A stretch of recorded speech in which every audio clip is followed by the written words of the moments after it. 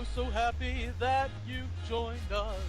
I'm so happy that you've joined us. Right here on K-Fame Talk Radio. I'm on here with Eric the Red and your other host J.R. Earls. Here we are talking about wrestling.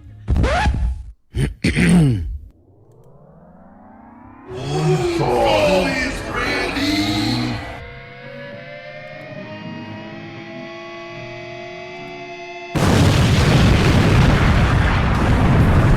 You are listening to K-Fame Talk Radio. K-Fame Talk Radio.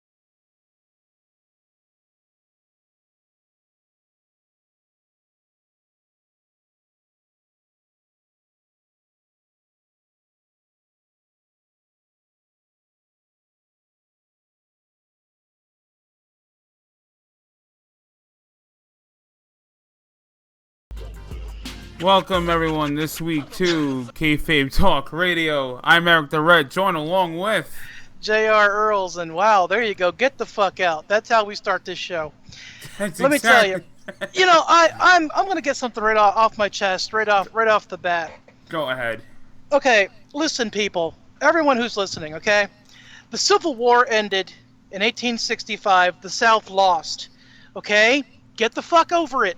Why are there so many statues to these losers? Who gives a shit about Robert E. Lee or Stonewall Jackson? They fucking lost. Fuck them in the ear. Fuck them in the other ear. Fuck them up the ass. Fuck the horse they came in on. It's bullshit. They should never have been erected in the first place. I'm all for taking them down. I am completely for changing the names of schools and businesses and anything else that has to do with these fucking assholes. Slavery is wrong. You lost the war. Move the fuck on, redneck. Oh god, I just gotta say something. I can't believe I know we're a wrestling show, but honestly, dude, if the statues are made, I'm gonna disagree with you. If the statues are made already, what the fuck is the point of taking them down now? Well, yeah, it's true. No, I agree with that too. But what I'm saying is, why were they there in the first place? Well, yeah, sure. Why were they there? And I live in West Virginia. I mean, I know. I went to Stonewall Jackson Junior High School. And there was a big fucking portrait of that dude as you walk in the door.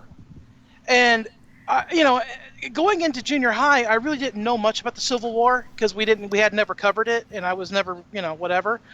But after I learned about it and I found out what it was all about, I was like, well, why the hell are we heroizing these people? Yeah.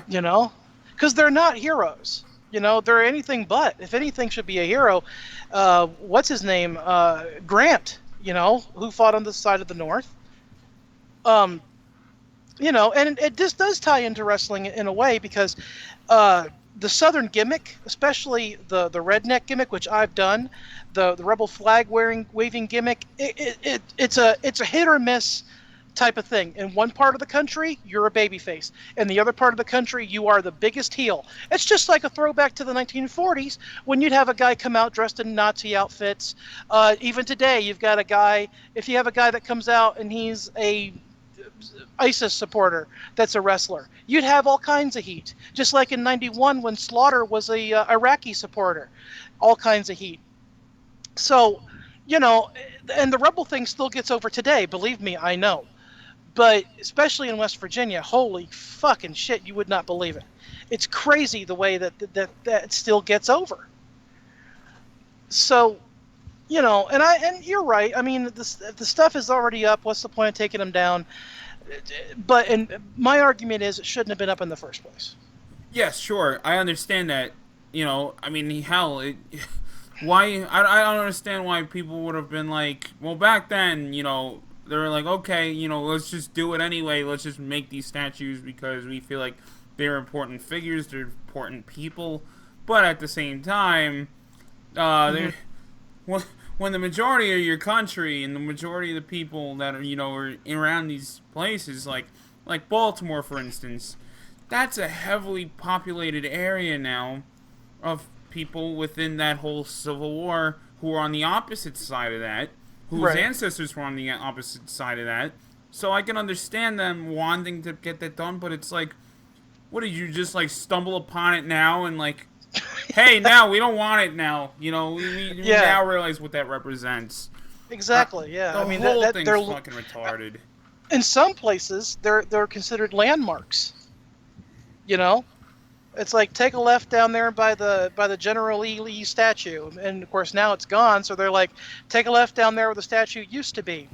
Which, so help me God, I'm not making this up. I have heard directions trying to get to a wrestling show where you hear someone will say, "Well, go down there where this thing used to be," and you're like, "What?" Because it's not there now, so you don't know what the hell he's talking about, and you're just like, "Oh, okay," you know. And or you get one that's even worse. We were on this trip one time. I wasn't there, but Joey and RJ and everybody was. They were on this trip. No lie, couldn't find the building. They drove up to a guy who had his hood up and he was working on his car, bear crack and all.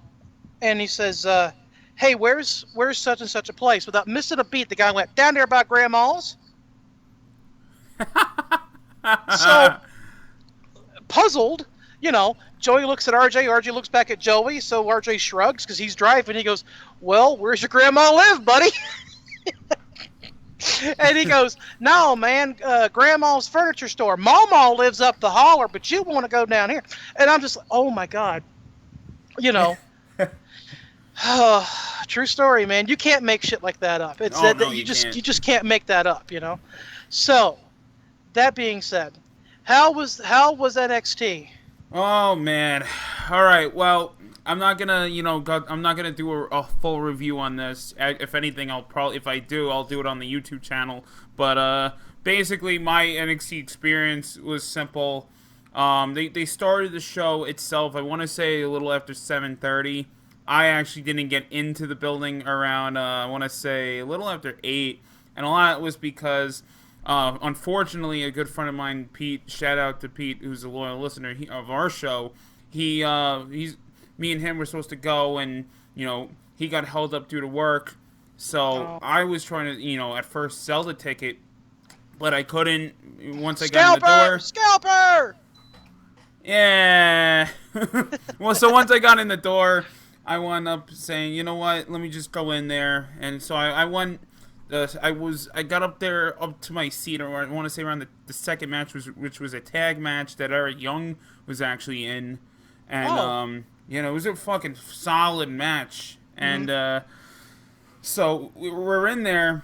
I get in there, and then I found out my buddy Greg was up in 211. I was in 214. He was alone, and I was like, "Hey, dude, I got an extra ticket. Come on over." So we hung out there. He came over, and we sat the rest of the show. Had a fucking killer time, and the crowd's just 100%. It's like basically that it's meant for like a younger crowd.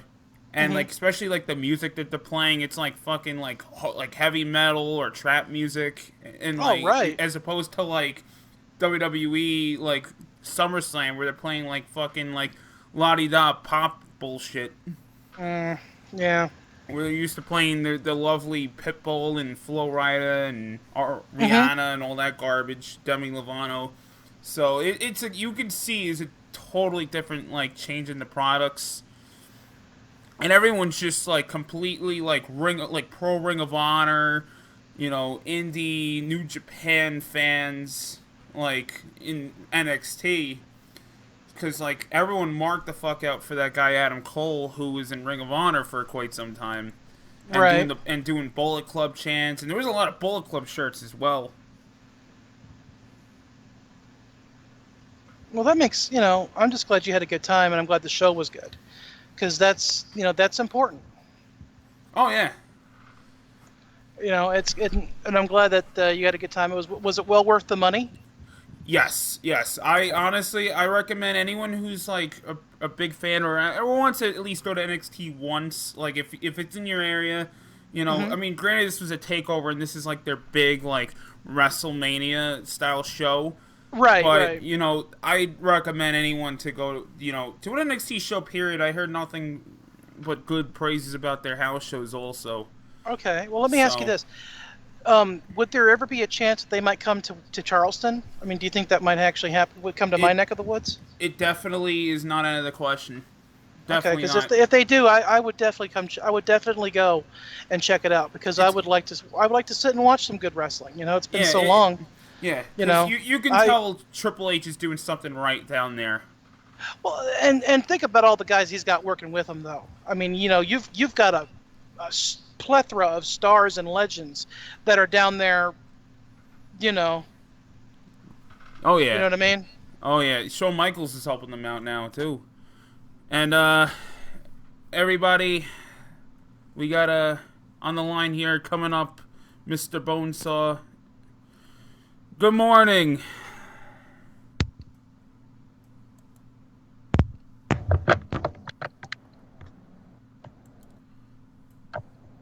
Hey, Mr. Bonesaw there. Good morning. Well, by God, Yeah, don't worry.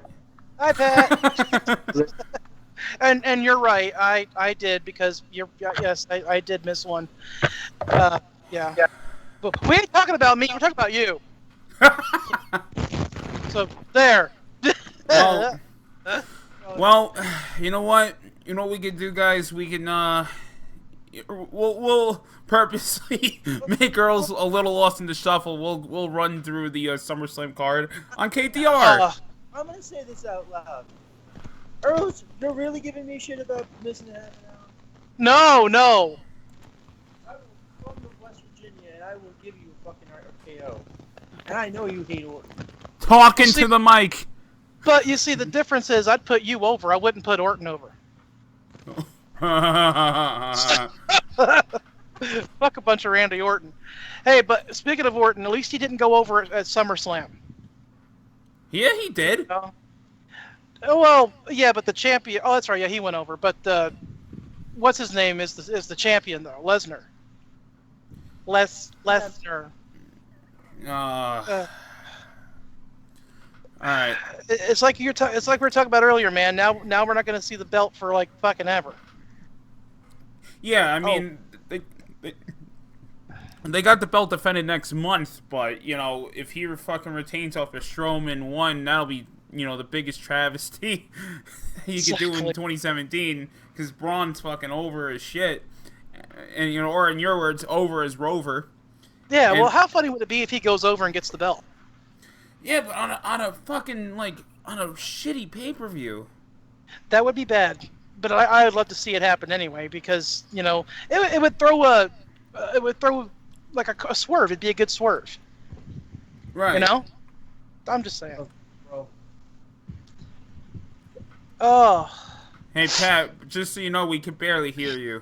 Yeah, I can barely hear you, Bubby.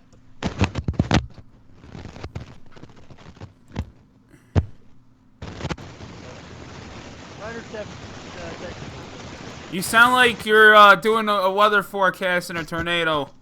Yeah, the tornado's coming by, and it blew up my ass, and now I'm in the air.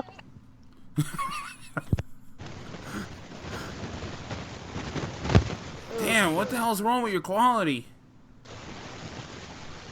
Could it be his mic's not plugged all the way in? Something's not plugged all the way in.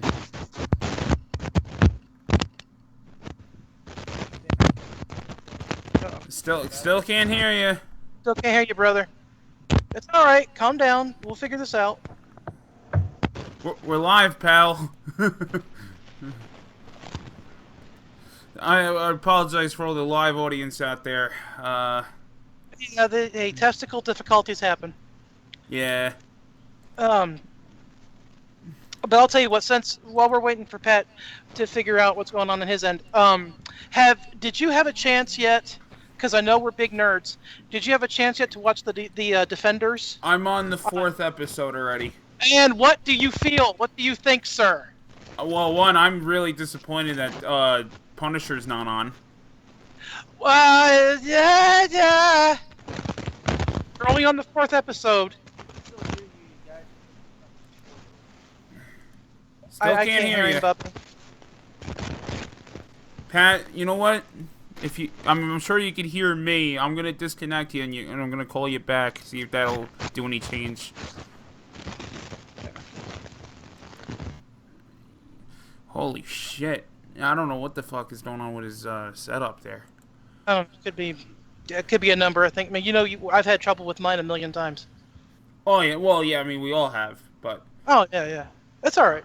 All right, we're gonna figure it out. Let me try. What I'm trying to do now actually is I'm trying to get to you the image of the first pre-show match that they had. It was the Hardys, Jason Jordan against. Right, Miz and the Miz Taraj. Yes, the audience for that, there was only maybe no more than 1,000 people at the beginning because it was only 5:30 in the afternoon. Holy crap! Yeah. Why'd they start so early?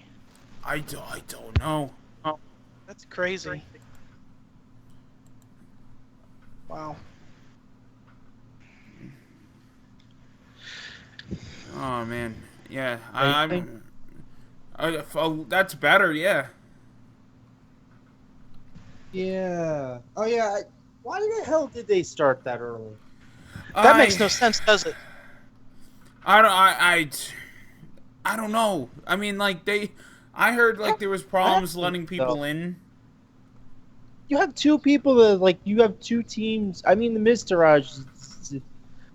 If any heel didn't need a team, I don't think it was Miz. I think if you were going to give a team to somebody, when you give it to Bray, because Bray's entire gimmick is that he's a fucking cult leader. Exactly. Yes. Yeah, like I would have gave him his brother Bo Dallas and Elias, the Drifter. That'd be good. Goddamn beard. Well, so the Hardy Boys come back, and they get their big over. They drop the titles. Are they still the champions on SmackDown?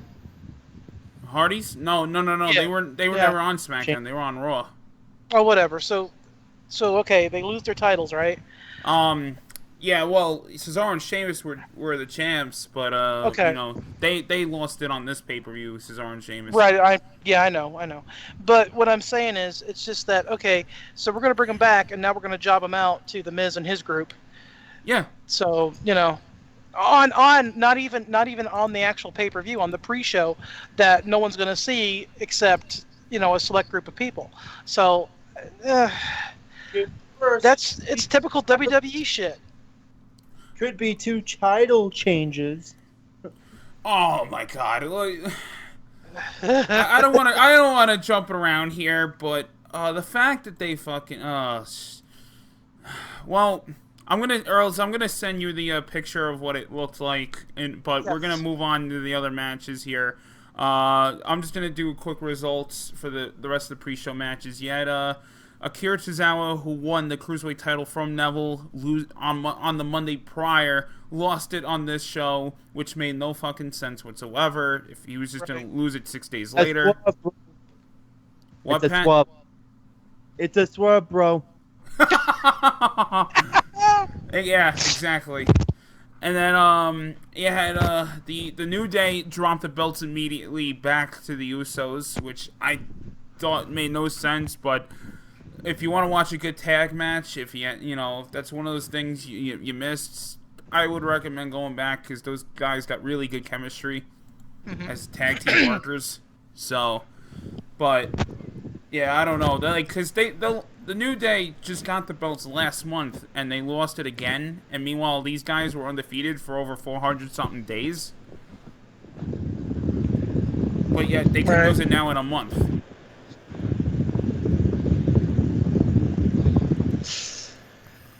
So, What? You're fading in and out bro. You don't like hot potatoes? No. Well, I mean, you and I discussed about a month or two ago that the IWGP belts in Japan feel much more prestigious because the fact that they're not playing back, hot potato. Well, I guess you can sort of do it with certain belts, like a lower card belt. But at the end of the day, it's. Let's be honest, people. If you have a belt being lost every other month, and you have like 50 different champions, what the fuck is the point of the belt? Yeah. What's the point of building up a feud? Why would you build anything? I mean, to expound on your point, I kind of miss the days when a champion would hold the belt for years. Like Bruno did. Bruno held the title for 7 years and never lost it. Oh, exactly. But he would defend it. Hogan too. Hogan would hold the belt for years and years. And it gave credibility to not only the wrestler, but it gave credibility to the title itself. It's like, I'm the champion. Ric Flair is another one. I'm the champion of your promotion. Come and take my belt if you can. And if you're juggling the belt every single month or every single week, then yeah, the belt will lose credibility because it's like anybody could win it. And can we also can we also wonder here why the fuck they don't have the whatchamacallit, the Intercontinental title on SummerSlam, which is one of the big 4 pay-per-views? They're always shit-canning that belt for some reason. I don't know, man. I mean, every time I read anything at all about it, it's just like, well, what happened to the Intercontinental belt? I remember when it was like one of the biggest belts out there. When a lot of that happened, though, when WCW was bought and the U.S. title was brought in, and I think Vince always wanted the U.S. title to begin with because his company was always All-American Wrestling. WWF was All-American and yada, yada, yada. So maybe that could be what it is. Funny you say that. Didn't they have a show called All American Wrestling? Yes, they did. It was a Sunday show. It came on at noon, and it was just they had some matches, but it was mainly a recap show. Of course, this was before Monday Night Raw, so their recapping would be just what they did on the road. You know what I mean? It was a wrestling show. I mean, they had a few wrestling matches, a few features, stuff that you would only get nowadays not nowadays, but stuff that you would get if you bought the videotapes. You know what I mean? Like matches that was recorded. Was it on like Coliseum Home Video too? A lot like that, yes. Yeah. Now, by the way, real quick, I sent you the picture of what it looked like. Oh, yes. Let me take a look. Oh, that's just... Wow. The Hardys probably looked at the crowd and were like, hey, are we back in Orlando? Right? Actually, isn't there more people in Orlando? That's horrible. Listen, not for nothing. Who's gonna want to go in there at fucking 5:30 in the afternoon until 11:30 at night to watch 6 hours of wrestling? Nowadays, nobody. I mean, dude, I wouldn't have even done that in the Attitude Era. I remember being at a Ring of Honor show that was like fucking 5 hours, like over 4 hours long, and I was like, I want to go home.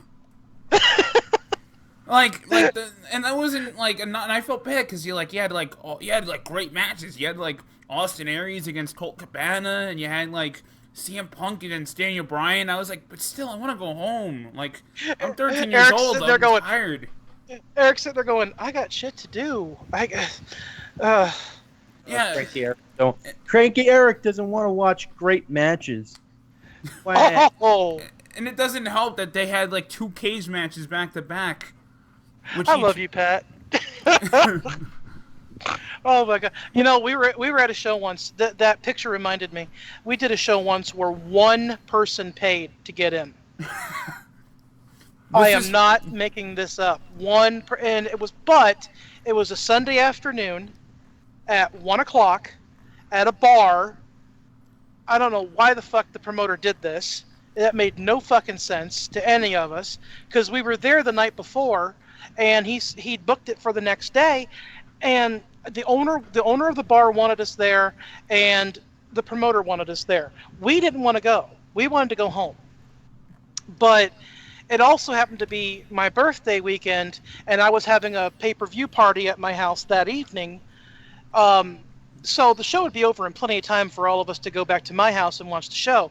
But it was hilarious because not only did we have the most fun that we've ever had in our entire life at that show, but that one person that paid to get there, that sat there for the whole thing by herself, not another soul.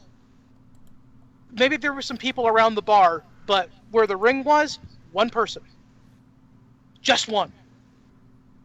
And that was a lonely, lonely bitch. That's all I'm saying. Was that for Global Force? No, that was for Mega Wrestling. But anyway. Oh yeah, because they drew packed houses. Oh yeah, man. Well, anyway. But so because of that, the boys decided we're going to have some fun, and we would like call the matches from the balcony where we were dressing. So Right. whoever was in the ring was going to get decimated by us. And when the match went a little too long, we'd be like, "We sure would be safe at home. I sure would like to go home." And stuff like that. And and it was a lot of fun, and we had a good time. But whatever you do, don't call that one person who showed up a rat, even though she was, because holy fuck. Too bad Jim Cornette shoots didn't exist back then. You could have been like, tackle drop down, sunset flip, get the fuck out of there. As a matter of fact, Danny Ray said that. Oh. I shit you not, almost verbatim. Oh my god. Well, because he was doing the ring announcing. Oh, okay. Yeah, and when I came down, this is when I was like really, really fat.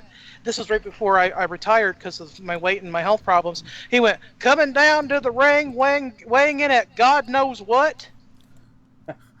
Oh yeah. And oh yeah. Meanwhile, I'm biting my lip, trying my best not to laugh. But at that point I didn't give a shit. So that was a lot of. Too bad he didn't do the whole the whole Scott Steiner bit. Hailing from Dunkin' Donuts. That would have been awesome. I got some really good heat once. Joey told me to say this.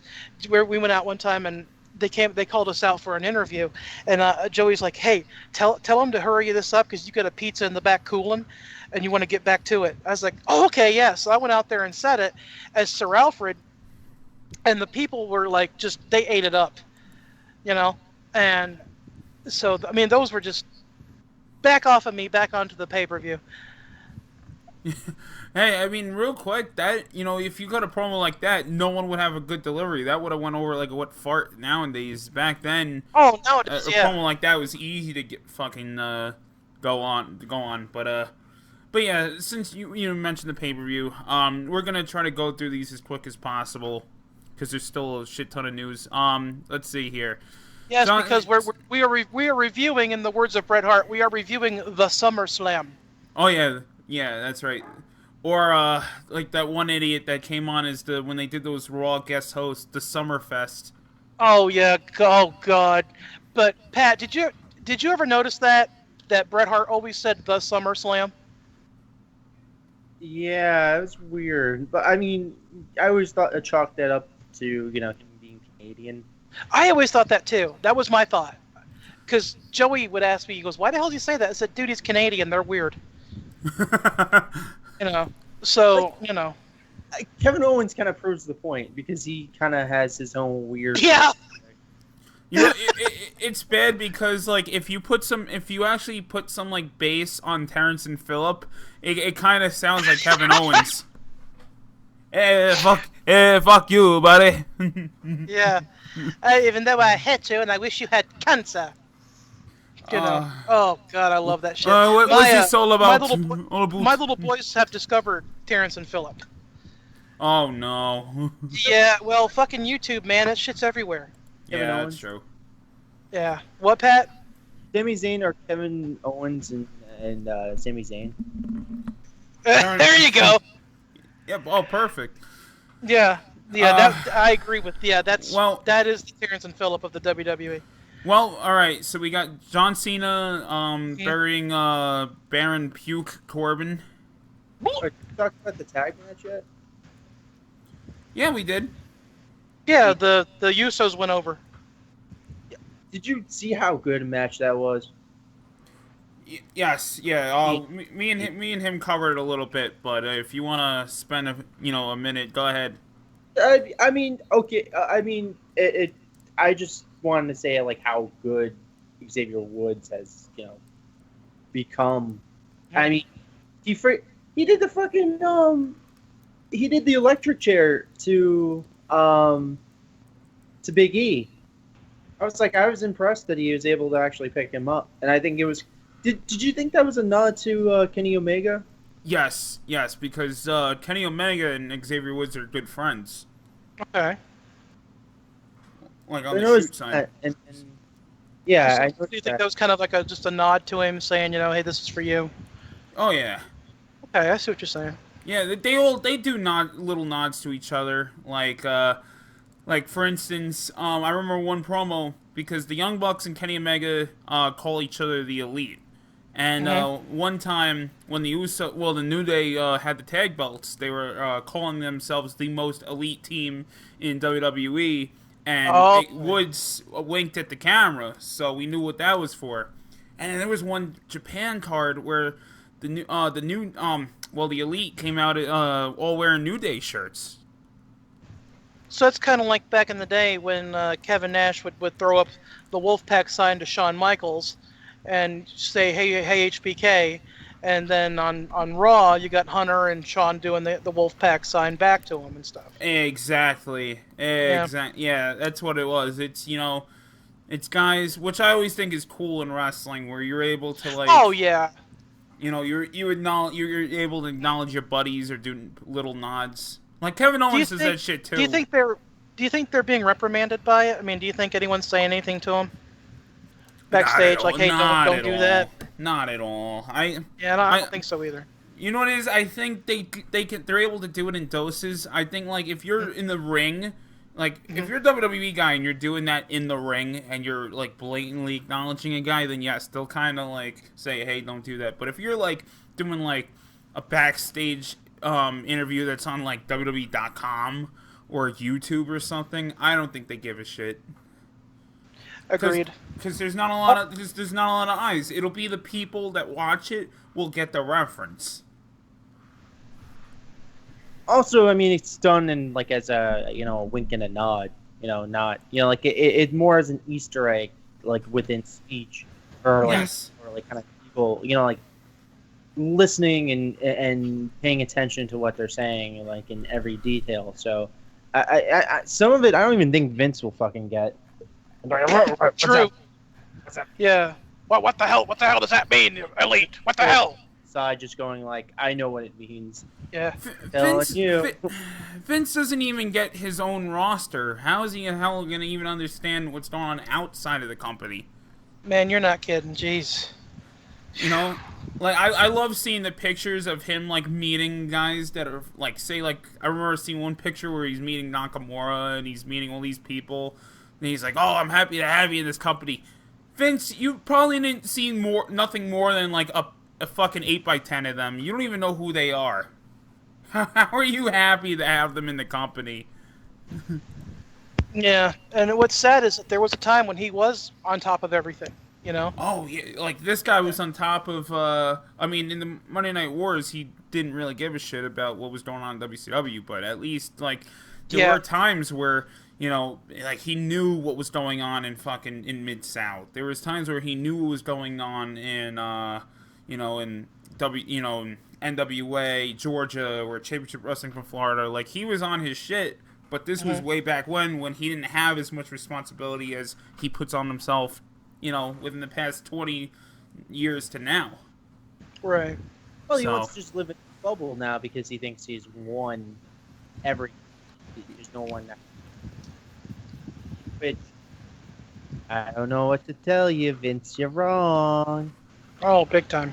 No, all New Japan needs to do, all Ring of Honor needs to do, is combine and I don't know, get a like a foothold in the Americas, and people might actually watch that instead of WWE Hmm. because Well, there's an actual product there.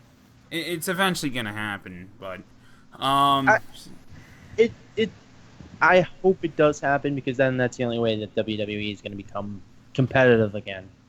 Because, duh. Also, one last thing I wanted to note, and Earls might notice this. You know what the New Day costumes were?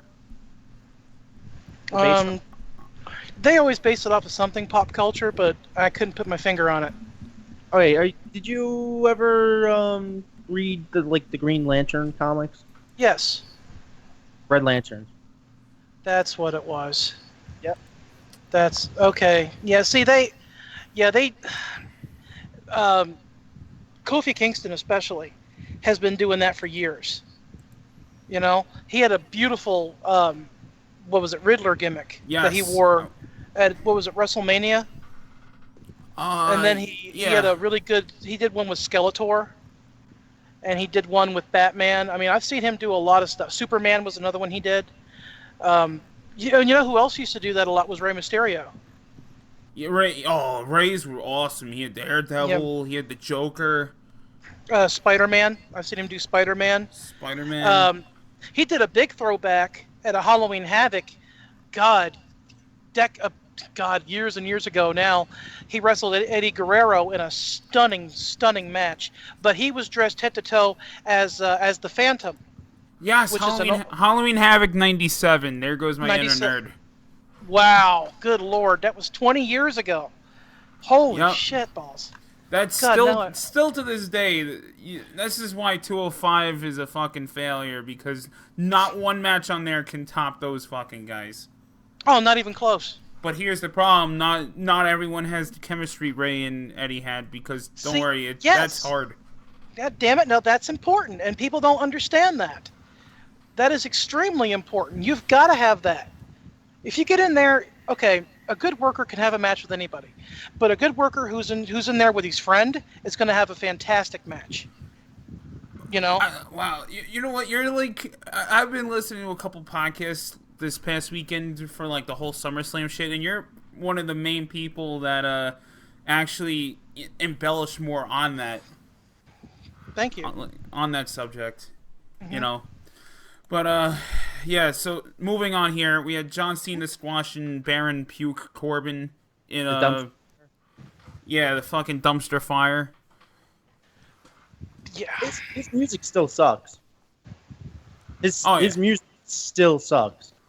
I have no understanding why they gave him worse music.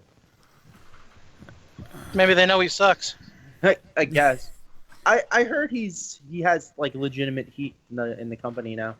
That's With why who? Good. What is because- it? Well, they were.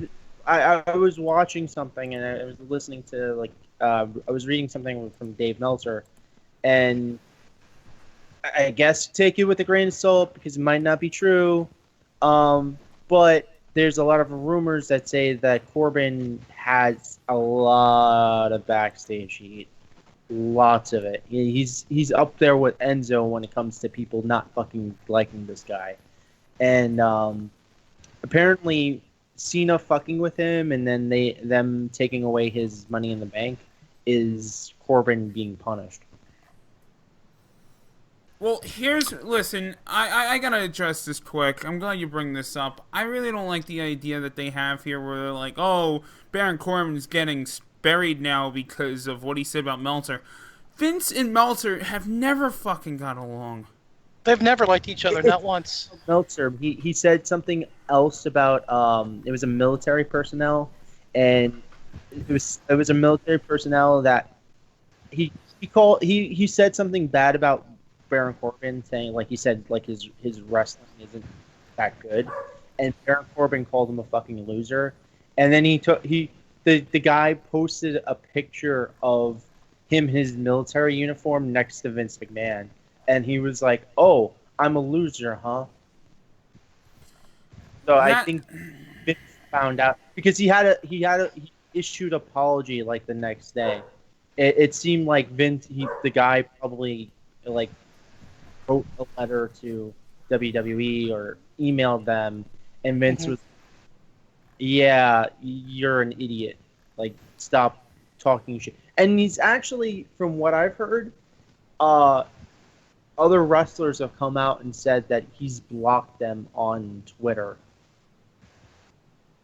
Like, he is a inflammatory asswipe when it comes to Twitter. So Because he has thin skin. Like, yeah, Like, girls, I want to ask you this. Like, You, real you quick. can't. Yeah, go ahead, because I think I know where you're going with this. Go right ahead. If you want to be a superstar in this business, can you be a superstar if you have thin skin? No. No, you've got to be able to take criticism. You've got to be able to take a rib. You've got to be able to take people talking about you, because that's going to happen. You've got to be able to talk to people. You've got to be able to take people praising you without getting a big head about it. And you've got to keep all that stuff and take it all in stride.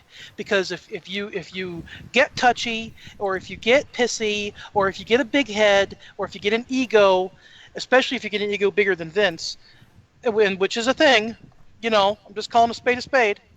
You've got to take all that in stride, because if not, you're not going to last long. And from the sound of it, I don't think this guy, this Strowman guy, is going to be around much longer, because Vince will fire you. Corbin. Whatever the fuck his name is. He'll see. There you go. Corbin won't last long. I mean, Vince. At the end of the day, Vince is still the boss, and he'll show you to the door. So, and to be honest, I mean, this guy's look, I don't know, he's bland. He doesn't look impressive. He looks like he just got done working on somebody's car. He's kind of got that. He's got all these tattoos on him, and he's not impressive physically. He doesn't have. He's got a flat pack, not a six pack. I'm no one to criticize anybody's body, but if you're supposed to be this big bad wrestler nowadays, especially, you have to look the part. And this guy doesn't look the part. This guy looks like he just. But Earl, doesn't he look like a guy that you would see, like, if you were working in, like, at a cart in fucking somewhere in Pennsylvania, that you would see him, and he's just like showing up late to the show, like, sorry guys, here's his 6-pack of Bud. I'm gonna, what match am I in? Yeah, pretty much. Yeah, sorry I'm late, guys. That oil change took longer than I thought. And he looks like one of those grunge punk guys that like kept. Yeah. He looks like one of there's like a particular subset of people that he looks exactly like. Like those people that wear like the chains like all around their legs, like all around, and they look they try to be like goth. It's safe to say Corbin owns a wallet chain. Oh, I would. Yeah, and I think the chain would probably dangle all the way down to his ankles, because he looks like the type of cat that would have that. I've questioned a lot of choices that the WWE has made, over the years as far as its superstars, but this guy, I don't get it. Maybe he's got pictures of Vince fucking a goat. See, like, you and I, Earls, you and I have been doing this show now for over 2 years already, and my criticism of guys like Wade Barrett. I'd take Wade Barrett way over fucking Barrett. At least Wade Barrett had a somewhat decent look to him as a superstar. At least if you looked at him and go, okay, that guy looks like he could punch someone in the jaw, sure. Right. Well, and the difference, too, is Wade Barrett could work, too. Compared to Corbin, yes. That's what I'm saying. Compared to Corbin, Wade Barrett could actually work. The problem I always had, really, with Wade was the fact that I felt like he was just going through the motions, but more so I feel like he had no problem taking Chris Hero's finish. Right. When it's like, I'm one of the biggest Chris Hero marks you're gonna find in the Northeast, so that was always my problem with Barrett. But at the end of the day, I have no problem taking a guy like him over Corbin, because Corbin to me just strikes me as one of those people that loves just getting paid, and is happy that he stepped in shit, which WWE's like, hey, we're gonna give you this opportunity, but he's not doing any effort to fucking aesthetically even, to like try to make it look like, hey, I want to be here. Exactly. Yep. So Yeah. But no, that's but back to your original point. Yes, there are certain things that you have to take in stride. You cannot be like you cannot have a thin skin especially in this business. You will not last long.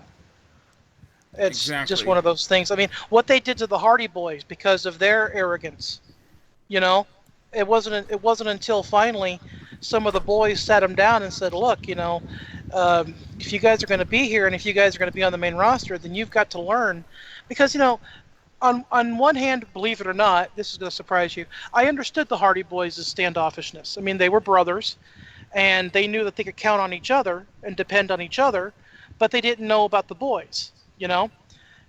So that's kind of why, but then when it came down, they couldn't take a rib, and they couldn't put up with people picking on them or joking with them and stuff. That's what almost got them fired. And it wasn't until finally someone pulled him aside.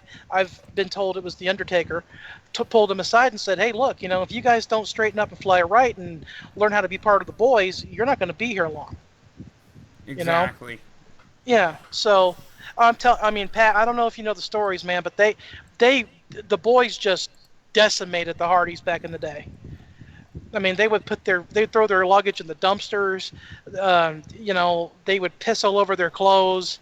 They would, it started off innocently enough, and then it just gradually escalated and escalated and escalated until almost there was a Sable shit in the bag moment.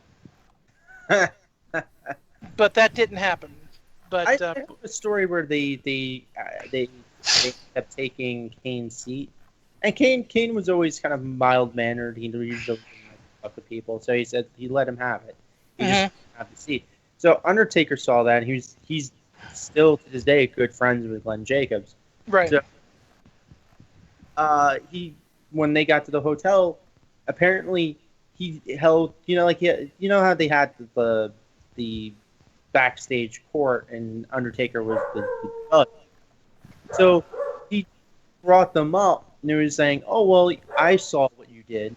He's a really nice guy. He's not gonna rib anybody because he's mild mannered. I'm gonna." And he said, "You're gonna buy Glenn." I think it's either Dave had to buy everybody beer, or it was just they had to buy like food for Glenn for like over a month. I think it was just Glenn. Yeah, probably. I remember hearing about this. Well, and that kind of thing happens, and yeah, oh yeah, oh man, that stuff. Anyway, back to the show. Happy he got Yes. buried. I'm really happy he got buried. I can't fucking stand the guy. He's a piece of shit in real life because he's bullying people on his fucking Twitter. Yeah, that's just wrong. Yep. Well, to move on, though, we got shockingly Natalia clean defeating Naomi by submission to Hallelujah. get the women's title. Hmm. Hallelujah. I'm telling you, I think it's great. Get that goddamn belt away from her because it's starting to look like a fucking toy. Yeah, yeah. Earls, I don't know if you saw, but Naomi had the belt, and it had LED lights all over it. Yeah, I saw it. And I mean, listen, guys, I like Naomi. I think I don't hate her like you guys. Well, really more of Pat. I really don't hate her. Pat does. I don't hate her, but I understand why. I understand the hostility. Yeah, I mean, I don't know. I think she has a lot of potential, but at the same time, if you gave me Naomi or Natalia, I'm gonna go with Natalia any day of the week, twice on Sunday, because I feel like she never got her rightful due in this company, and I feel Not like even close. she should be already a 5-time women's champion as far as I'm concerned, because Yeah. out of the past almost decade she's been here, this is her second title. It's an extremely bad oversight on their part, and she's not a spring chicken anymore. Well, what is she, 35? 35, and that's a death sentence in the business, especially if you're a woman. I mean, you got to be hot and young and Natalia is neither. I And I think she's still attractive. I'm You not know. saying she's not attractive. I'm just saying she's not tiny. She's not got that hot type thing. That's what I'm saying. Yeah, she doesn't got that Eva Marie Bella's Exactly. illicit bliss look that WWE loves. Hmm. Shit to Can me. penny off their ass. What was that, Pat? You can bounce a penny off their ass and they'll go ricocheting into the fucking. Like Yeah. like really tight, like fucking bouncy body. That's what they're looking for. Yeah, Right. which I don't know. I'm okay with Natty's body. I think it's just fine. Well, I now don't we know. know where you're at. It's cool. Um, Um, they did a lot of men's spots. Did you a lot of Natty's moves? A lot of the stuff she did, I could actually see like if they were gonna do like an like um intergender like match, I could see her fucking somebody really badly because she was Well, doing yeah. she was doing like slingshots into the fucking like LED boards. Like what a lot of those moves, like a lot of those moves, you really don't see in like women's wrestling. Even like the top tier women, like people like Charlotte and Sasha don't do moves like this. Like there was a lot of physicality. A lot of those moves I could actually see hurting Naomi.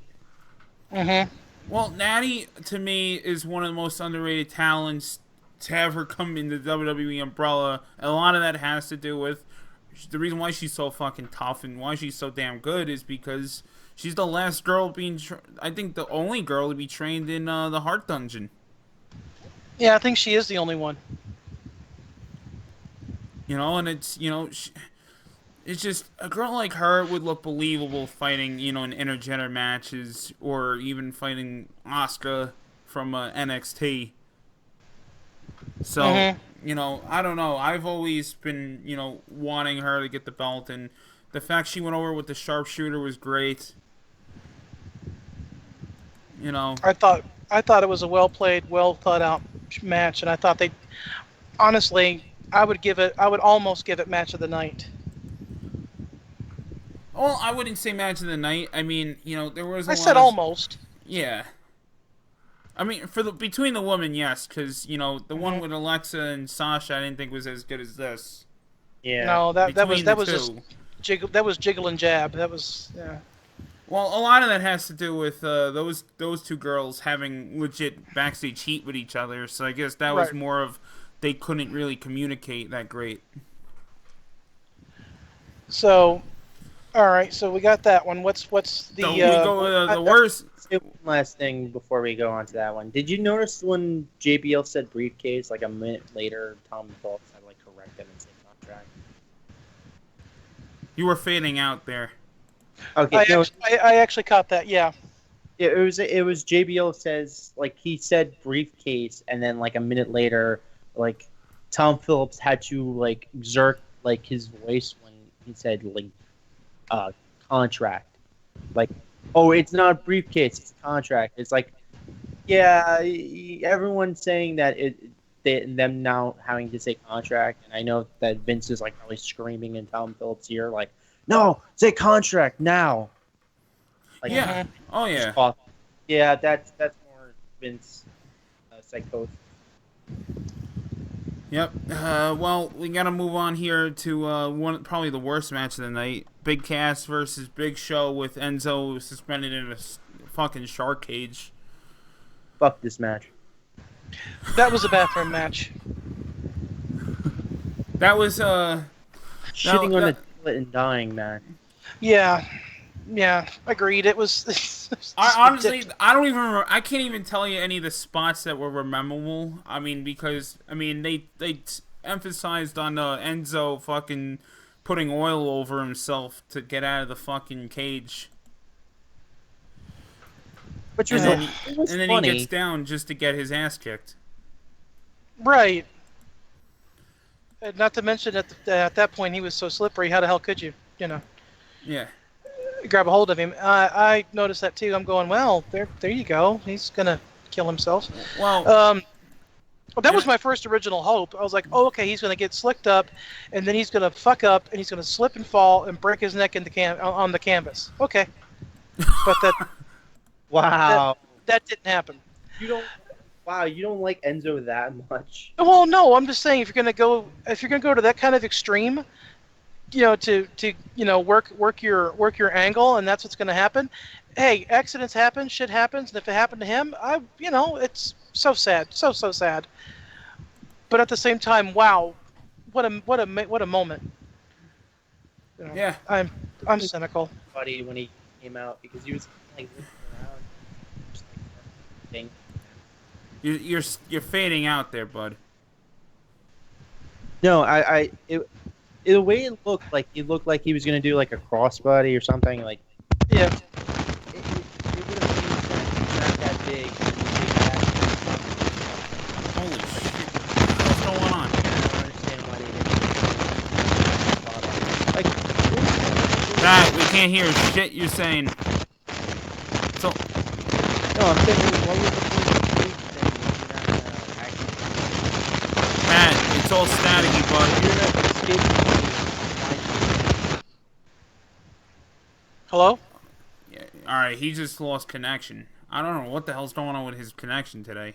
That happened to me a while back. I was talking to a friend of mine on Skype, and they had the same issue. And it's definitely a Skype issue. Oh, yeah. Yeah. So that's okay. He'll call us back in a minute. Alright, Pat, there's something wrong with your setup there, dude. It was just real staticky, and then it just cut off. It's a Skype issue. Can't hear you at all, man.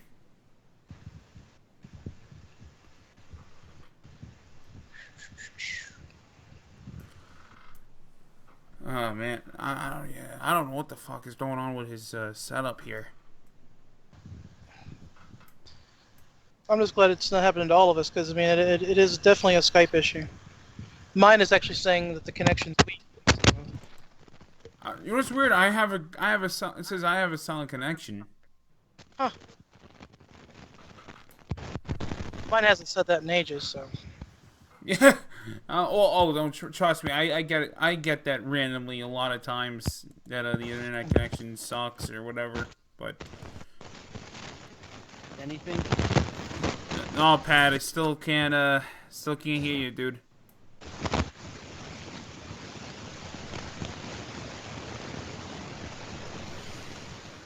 Ah, shit. Everyone, I apologize, everyone live. We gotta try to figure out what's going on with his setup here. Pat, what if you try, like, rebooting or whatever? I'm removing this fucking mic. Is anything better? Oh, there I can you hear go. you now.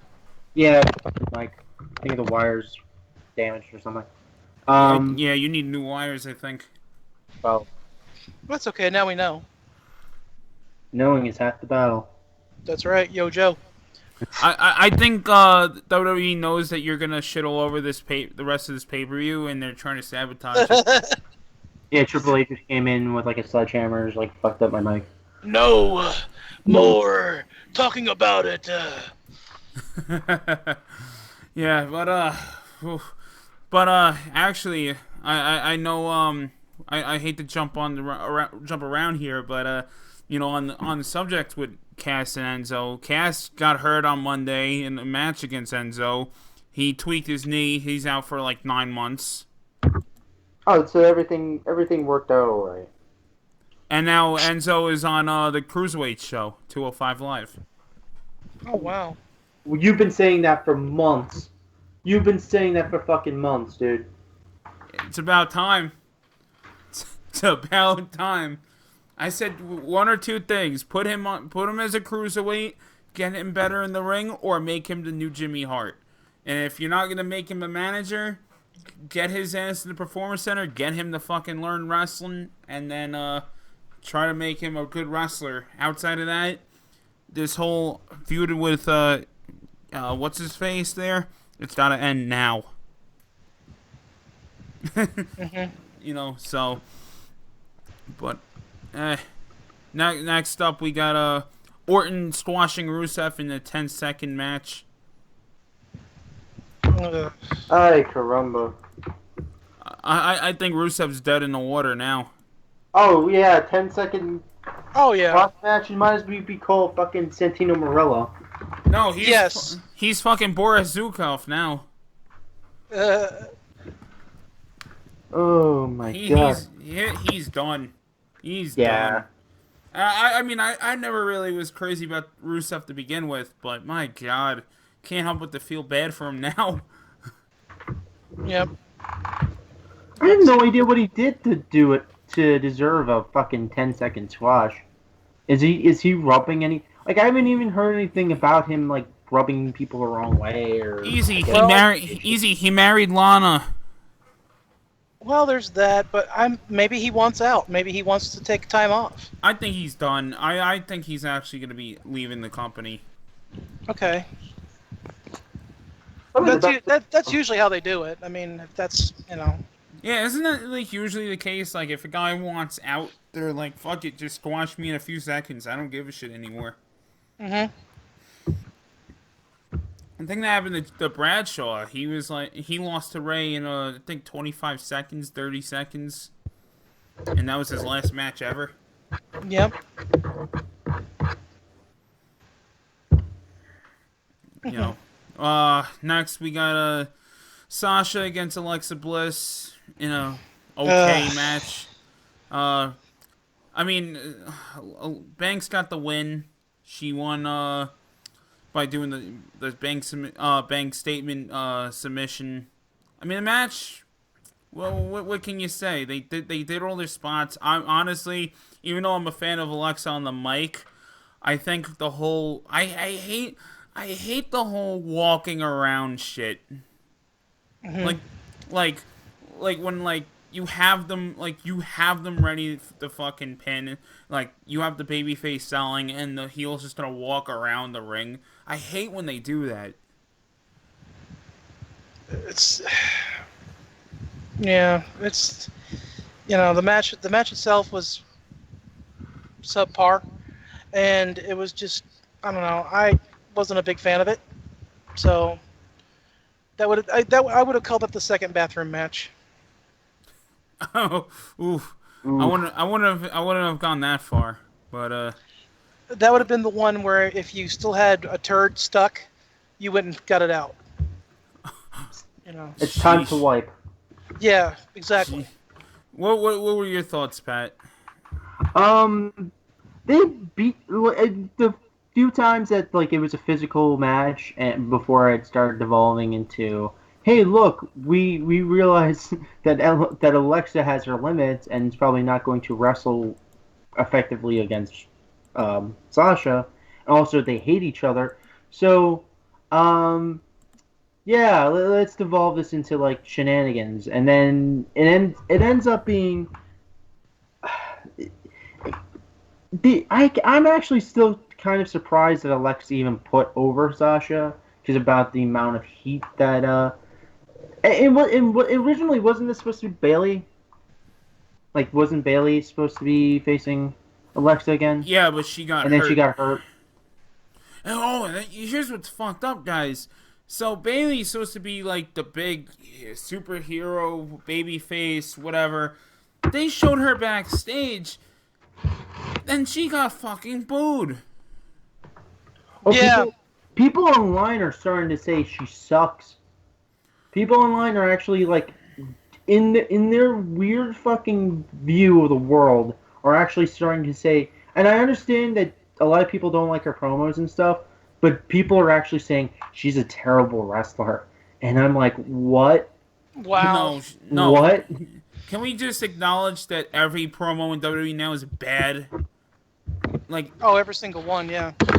like with a very few, like exception of a few promos, like your Kevin Owens, your AJ Styles, Enzo's okay. Yeah, I mean he's getting a little watered down. Miz is alright. Miz is one of the best on promos. Yeah. Like outside of that, Charlotte. Outside of that, there's really not the microphones might as well just get banned. Yeah. So, but, I wouldn't say she's a bad worker. Shit, even when I was in NXT, they showed her sitting at ringside and she was getting booed. I was like, what the fuck is happening here? It kind of makes you, I don't know, it makes you wonder, like, is it the promo, is it the worker, or is it the writer? It's the Or writer. is it all? It's definitely the writing for her. Mm-hmm. Yeah, but you know what? It doesn't make any goddamn sense because she was called one of the fucking 4 horsewomen. She was one of the best wrestlers in NXT, female wrestlers in NXT, and now people are saying she sucks, like she can't wrestle. Good job, WWE. You made it to the next fucking Cena, but you skipped all the parts where she won and was over, and then went right into Cena heat. Actually, no. You know what she is now? She's the fucking female Roman Reigns. That sucks to say. It does. And you know what, too? Another girl that's getting booed for different reasons is Sasha, and that's because in Brooklyn, I saw a little of this happen. Saturday night, after the show, there was, outside of the place, there were marks wrestling each other, which was hysterical to watch. Like full blown just doing fucking like super kicks and everything, and people are selling and all that and having a good time. And a few blocks away, there was a place, where like a few people were, they were like, how do you put it? There was a lot of people like surrounding part of Brooklyn or whatever, and I was like, what the fuck's going on? A video surfaced online where people saw Sasha Banks and her husband, getting pizza at like fucking 11:30 at night, and people like chanting for her and cheering for her, and her husband just goes, "Hey guys, we just kind of want to eat dinner and relax because she's got a big day tomorrow," and people were booing her, calling her a bitch, all because she just wanted to fucking relax and not be a gimmick for a fucking few hours. Wow. And now she's getting booed all of a sudden. And like people are like saying like, "Oh, she doesn't deserve the title anymore. She's not grateful." You really think someone wants to be in gimmick 24/7? No, but unfortunately, when you work for Vince, you kind of have to be. Yeah. But, yeah, I know. But people are people, and everybody has, everybody's got to have their, their private time. But when you're out in public like that, I mean, come on. People are going to notice you. They're going to know who you are. Sometimes they'll be respectful enough not to come up and ask for autographs or pictures or whatever, especially if you're eating. But if it doesn't happen, if it does happen, well, just be gracious. The 10 seconds it will take you to sign an autograph is way better than the 30 years of this guy was an asshole that you're going to get later. Yeah, you're right. Yeah, you're right. Just get it out of the way and be done with it, man. I mean, big fucking deal. What are they going to do? Walk up. Why did she go to like eat like a little bit ways from where her match was taking place? Yeah. Like, don't you think people would have been like, "Oh, hey, that's Sasha Banks. Oh, let's pester the shit out of her." Mm-hmm. Like that makes no sense. Like if I'm a wrestler and I don't want to be bothered, and I have disposable income, I'll order a pizza. Yeah, it's like into my. Yeah, couldn't you just order room service? I mean, come on, like you're working for the WWE, you can afford room service, No, her and her husband, they probably wanted to go out, experience Brooklyn, which I'm sure they've been to a million times, but they did it because they wanted the attention. Come on, man. I mean, that's almost. I'd be willing to put money on that. Yeah. And if you're going out, right. wouldn't you like hide your face or wear glasses or a hat or something? Or something, yeah. No, I mean, I think from what I saw, it looked like she was wearing glasses and a hat, but the purple hair gives it away. Exactly. Even in Wear a a place, wig. even in a town like Brooklyn, you know. Yeah, She could wear a wig, I mean, yeah, I mean, fucking there wig, and a there are hat. ways to hide from the paparazzi and the marks. Yeah. You now, know, with shit like this, you know what? It is a good thing why Lucha Libre exists, because you can wear a mask, and then once the mask comes off and you're walking the streets, no one knows who the fuck you are. You get away with it. fucking La Parka, man. Good God. Let me, Pat. Have you ever seen La Parka without his mask? Oh, Oh, my congratulations to you, sir. I'm gonna look it up. That man looks like he has a face that could make a train take a dirt road. He looks so sad, and the day I met him, I was like, "Are you okay?" And he was like, "Yeah." And meanwhile, Joey's laughing his ass off at me. So when he signed my autograph and walked away, I said, "He looks so sad," you know. So he's not attractive, but well, it is what it is. Anyway, so one match that you definitely called, bro. Uh, you know, Bear, Finn Balor.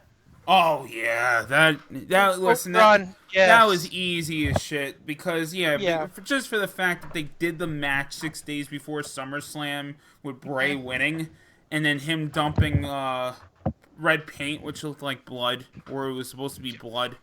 It was obvious that he was gonna come out with the demon gimmick, and then which it wasn't a bad match. It was a fun match, and Finn was doing a lot of like spots, because like Austin brought up a good point where it's like, if you're gonna do this gimmick where I'm the demon and this is my dark side, you need to wrestle more sinister in the ring, as opposed to how you do on a regular Monday Night Raw show.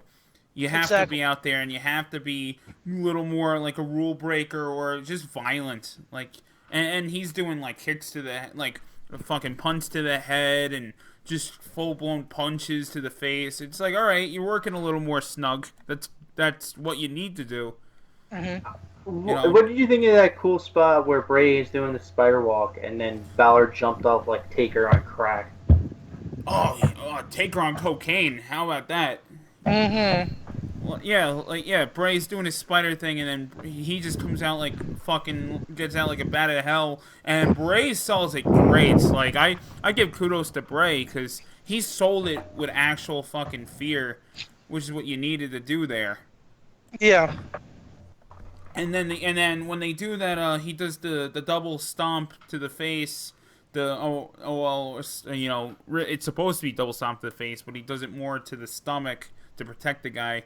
He has a little more oomph, velocity to it, and they got it over pretty well.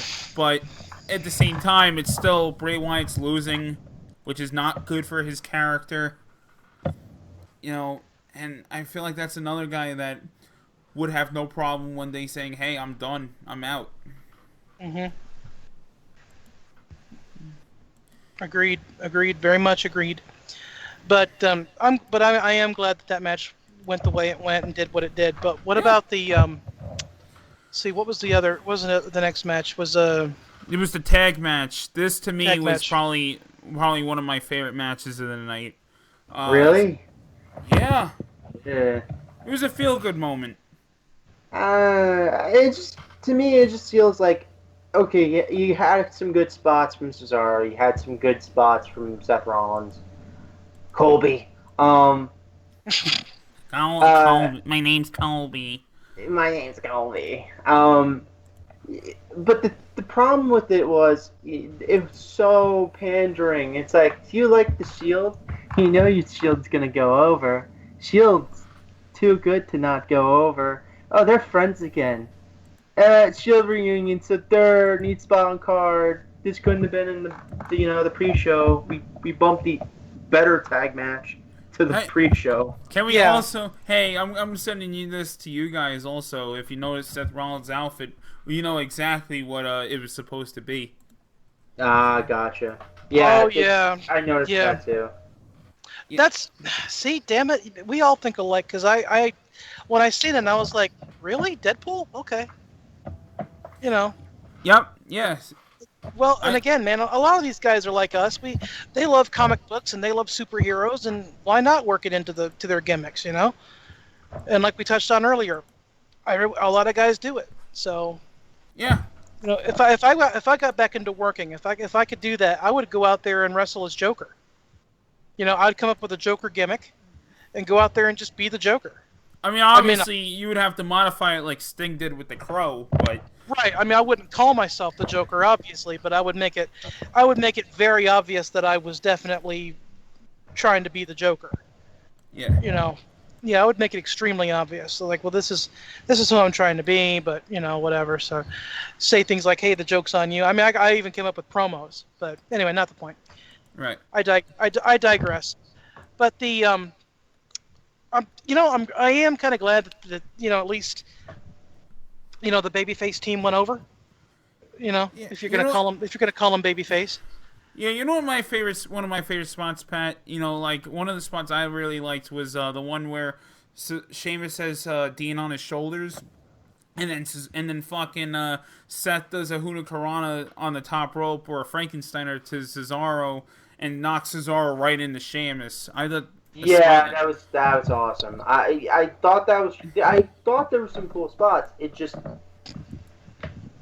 doesn't it seem like this match didn't need to exist just for the sheer fact that and if they had not been the Shield, do you think this match would have been on the main show or on the pre-show? Oh, it would have been on the pre-show if they were not the Shield. If they were just, hey, this is Dean Ambrose, hey, this is Seth Rollins. But at the same time, I don't know because they were former WWE champions.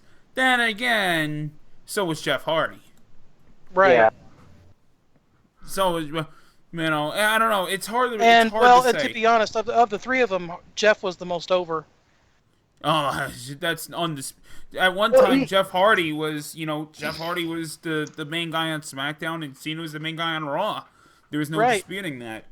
So, I mean Dean and Seth and Roman, these guys are here because nobody else is. Let's be frank here. Yeah, but you had two world champions on the pre-show. You had The Miz and you had Jeff Hardy. That's right. Yeah, that's right. That's true. That's right. Yeah. But I'm not gonna lie. I forgot about another spot. Miz. Another good heel spot that was in this match was because if you guys have been to Pat, but Earl, since you haven't been to a show here, what the crowd loves to do is they love to have their ADD kick in and throw a beach ball around in the middle of a match. And during this match, they were throwing a beach ball around, and Cesaro just jumps over the guardrail, rips this fucking thing, and yells, "Watch the fucking match!" Oh, that was great. Oh my god, that's perfect. I mean, and it was on camera too. Like, it was perfect fucking heat. Oh yeah, that's classic. It's perfect. That's the kind of shit you can't buy. Yeah. I mean, that's perfect. It's like all other arguments are now invalid. And just watching Cesaro in the ring, I'm like, why the fuck is Jinder Mahal in the semi-main event, and Cesaro is stuck in a tag match when this guy could be the modern day Bruno? Mm-hmm. Like, I agree with that. Yeah, yeah, he's got that look. He's got style. The guy can work. But let's not forget this is Claudio Castagnoli we're talking about. Oh yeah. I mean, let's not forget about that. I mean, this guy has proven time and time again he's got the chops. Jinder My Balls has not. Or as I like to now call him, Jobber Mahal. I love it. Unfortunately, he did not do the jobber. Yeah, I wish he did. I wish he did. But we'll get into him. Yeah, because I agree with what we were saying last week about that, but we'll get to that in a minute. Yes, the next match, which I didn't think lived up to the hype at all, unfortunately, was AJ Styles against Kevin Owens, with Shane as the special guest referee. Could have been better. Could have been way better. I don't know. Just something didn't click, and I think maybe, the fact that they had to rely on Shane to intervene way too much, and pushing Shane and all that. I feel like it did hinder the match a little bit. I actually kind of liked it. I'm not saying it was bad. I'm just saying it could have been match of the night, but it wasn't.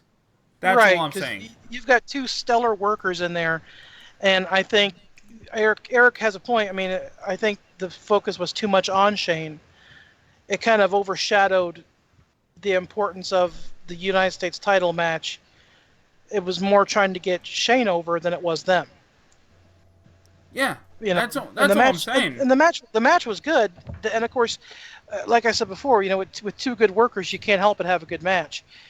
And it's definitely not because there's heat or any of that bullshit. No, it was because they had a rule that they had to follow, which was make sure Shane gets all of his spots in, and that's exactly what it was.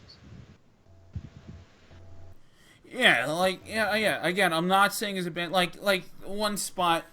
Too, I remember. I think it was where, for instance, AJ is in the corner, and then Shane is supposed to get pushed into the ropes, and Shane just doesn't sell it good at all.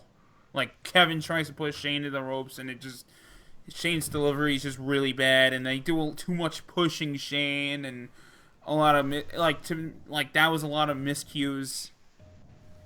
I don't know. Miscues is what. Yeah, that's kind of what I was when I watched. I was like, "Damn, guys! I mean, you can talk in the ring. Everyone does it." And Shane to me also was overselling a little bit. Because that's one thing I hate with special guest refs, where it's like they do the selling.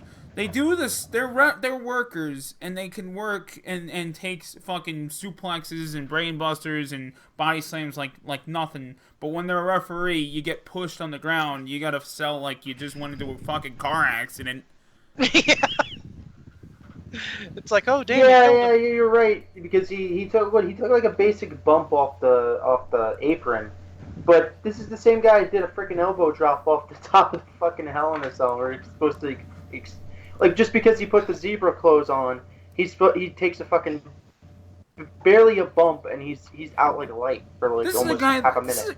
This is the guy that fucking no-sold the fucking plane crash. Yeah. Oh, helicopter crash. I'm sorry. I was gonna say, point of order, it was a helicopter, not a plane. Yeah, I know. Yeah, helicopter. Yeah, helicopter. Yeah, they both fly in the air. Same thing. Very true, and I guarantee it. All men do this. So under that logic, a bird is a helicopter. You walked into that one, bro. Yeah, I know I did. That's all I'm saying. I just. So SummerSlam, keep going.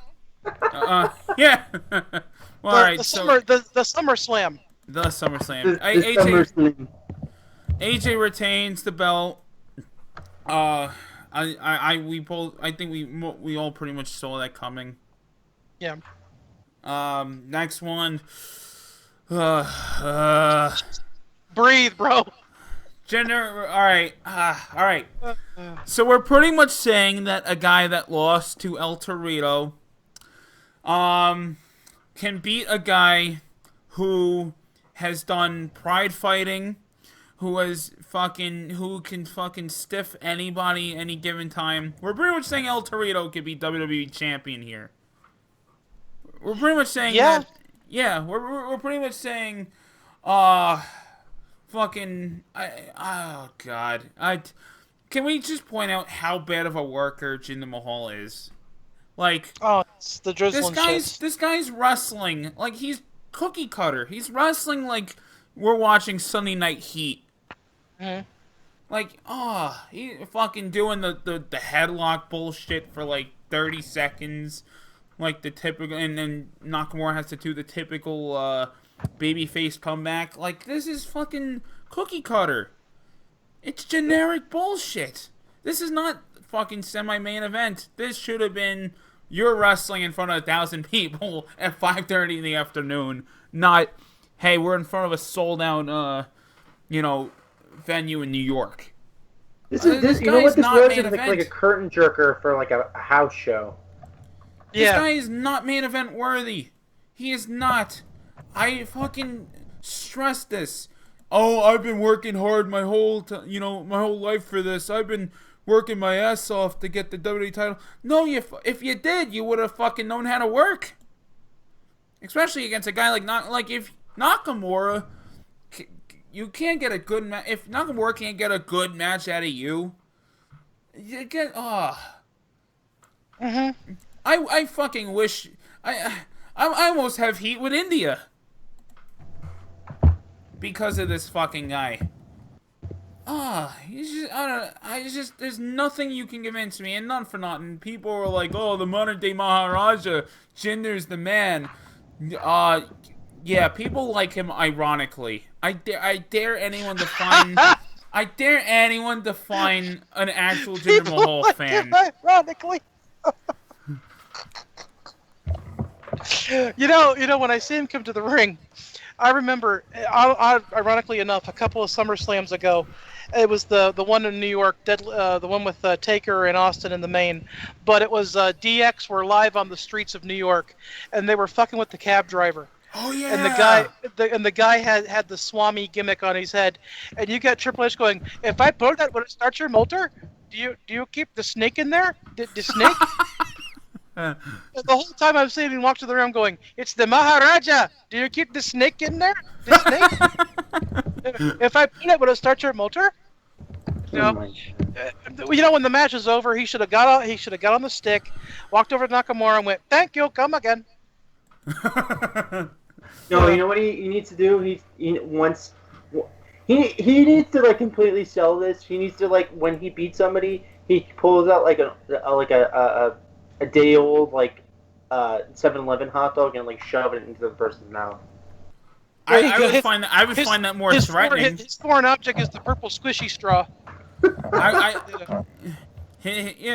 His fucking foreign object is a fucking watered down Slurpee. There you go. Oh my god, you can either lay down and jump for me or get the fuck out of my store. The ring. Welcome. I love and I've listened to fucking interviews with this guy. He's like, oh, it's been my dream to watch. I mean, it's my dream to be WWE champion. No, you fucking were saying that you were gonna open up a Subway shop. You were not fucking. You had no intention coming back here. Don't even fucking kid yourself. My response to that would have, if that was his dream, I'd be like, dream on, because he's horrible. I don't know. I'm just fucking. At this rate, you might as well not. And I love Nakamura so much. At this rate, you might as well fucking pull the Chris Benoit, forget this ever happened, and ship Nakamura back to Japan. His career's done. In WWE, they buried him. They buried him. To lose to a guy, and why? Just to get a mediocre worker over. Yeah, all because we're going to India. We're going to India in fucking September. We have to keep Jinder as champ. And by the way, think about it. If you're trying to sell this guy to a country, to the 1.3 billion people, he's the hero. He's the WWE champion. Why is he a heel then? If he's a hero, why is he heel? Unless they're pulling like a Bret the Hitman Hart thing where he's a hero there but a heel here. But it's still in '97 it gets over because at least they ran enough shows in Canada. They go to Canada 2-3 times a year, even more than that. More than that, yeah. They go to India maybe once a year, if that. They're not there regularly. He's drawing fucking flies in the States as champion. Their revenue's fucking flopping. Their ratings are going down the toilet. It's just I don't know. No, it would have been better for business. It would have been better for everything. Especially with New Japan coming to the States more, doing more revenue here. Making their network accessible. It would have been better if WWE's like, hey, we're going to fucking top that and make one of your top guys WWE champion at one of our biggest pay-per-views. It's a that to me is more business worthy than fucking let's cater to fucking India. And I'm not, don't get me wrong, I'm not fucking hating on India. I'm hating on a guy that's mediocre. Don't get me wrong, if you had a shitty Japanese guy, I would be like, yeah, get the belt off of him. You know what? You know what WWE's gonna do? They're gonna bury Nakamura, and then like a year from now, they're gonna bring in Yoshihashi and give him the belt. Oh god. Or else this is another guy. If you watch this, there's this guy in Japan. He's like one of the worst that they have to offer. It's this guy named Yoshihashi, and he has no facial affect. You have like these tremendous workers, like you have Jushin Liger, and you have Okada, and you had Nakamura there. You have Kenny Omega, and you have Tanahashi, and then you just have this guy Yoshihashi, who he just wrestles like a fucking cookie cutter. Generic worker, has a bland look. He has the fucking hairstyle of a woman from like 1972. Oh wow. He just one of the most mediocre guys, and you know they try giving him some type of push, and it just doesn't. It just will never work. So, yeah. I'm gonna send Earls a picture of him. Yeah, I see him. Go ahead. Oh, you. Yeah, I looked him up. Holy shit. Yeah, okay. Yeah. He looks like he's smelling a fart. Yeah. And it's a bad fart too. It's like that's like a 3-day held in your ass Andre the Giant fart. And Earls, that's it. That's his. I'm going to kick your ass look. Oh no, I wouldn't be the least bit afraid of this guy. That's his. I'm intimidating look. I wouldn't want him to touch me. Hey, you know who they want to put him against? Who's that? Fucking Minoru Suzuki. Yeah, the guy that we showed you that looks like he could eat Yeah, children. Yeah. Like he eats children as like Cheerios. Yeah. And This Earls, I'm surprised fucking- you. Sorry, Pat. Earls, I'm surprised you never seen Minoru Suzuki. He's one of the guys that started Pancrase. I probably did. I just It slipped your mind. didn't pay him any real attention. You know what I'm saying? Like this guy, but boy, you can sure tell all his dogs are not barking. Yeah, because he fucking ate them all. No doubt. What the hell? Yeah, he's not real.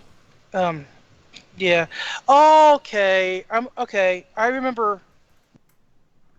Okay, see, I'm looking at him now, and then there's an old picture of him from the original Pancrase days. That's when I've seen him. Oh, so this look doesn't. You've never seen him with this look, but you've seen No, him. that's what the problem is. See, this is okay. Hold on a minute. I'm gonna send you the picture that I know him as. Okay. And then you'll understand what I'm talking about. Because, listen, guys. I mean, he changed his gimmick. He changed his look, and that's why. This is him.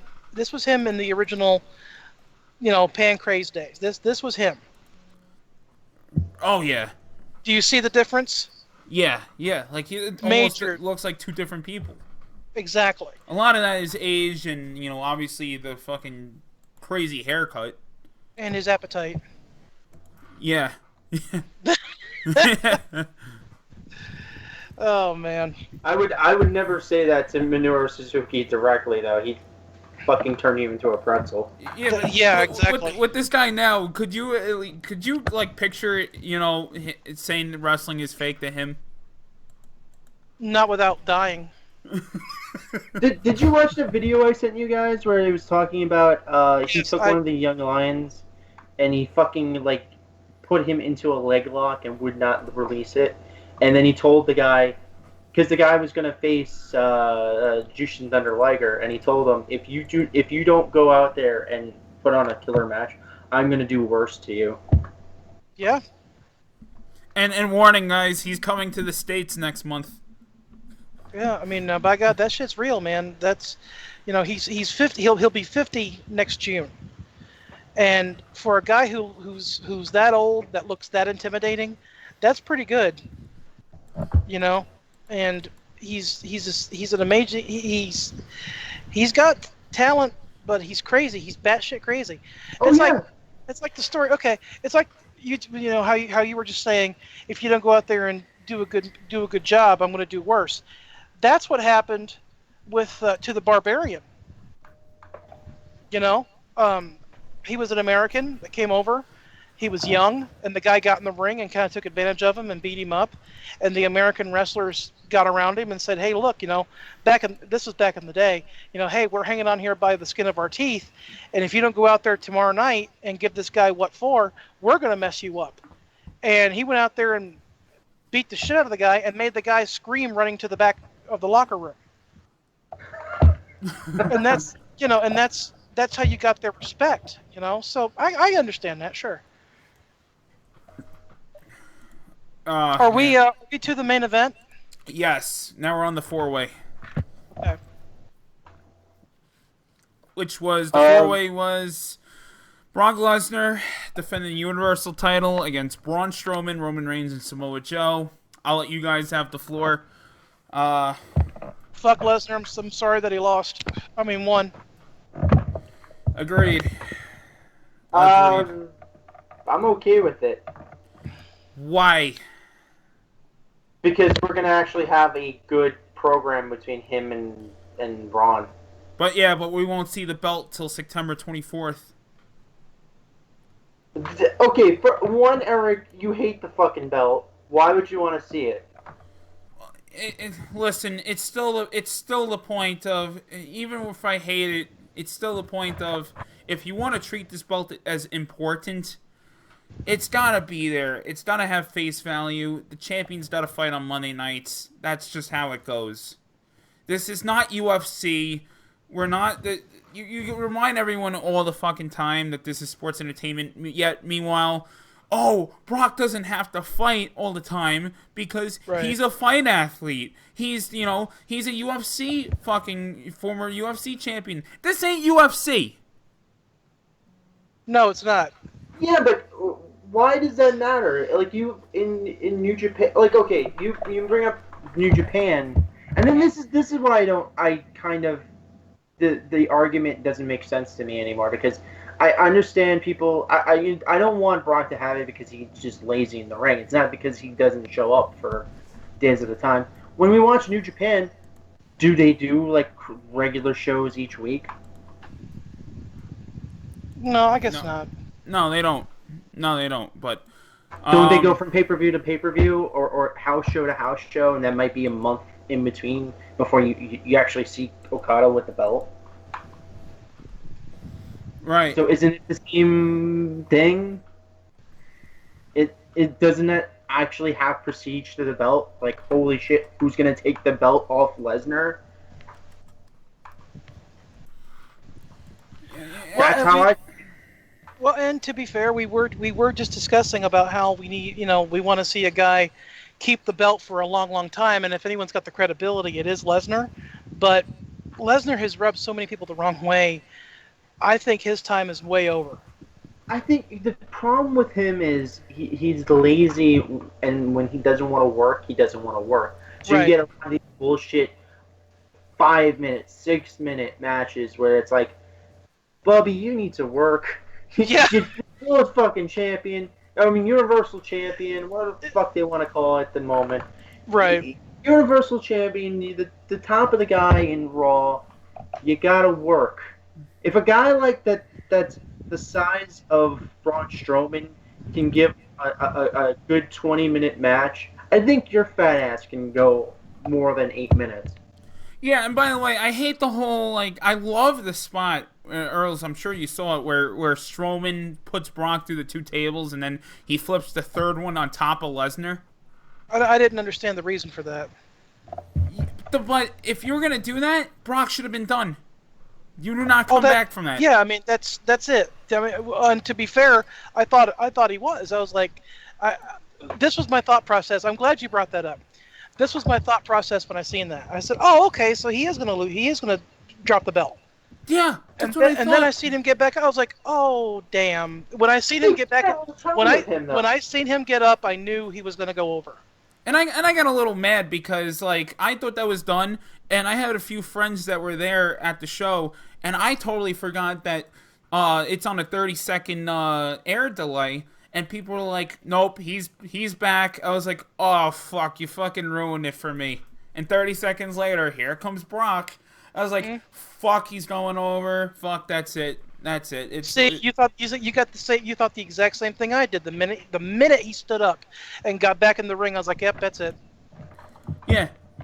Like it's, yeah.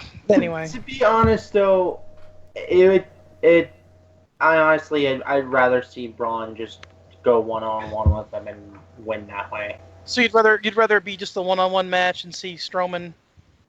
Yeah, I'd rather just Okay, but it shouldn't have be. a squash match with it shouldn't- Strowman just beating the fuck out of him.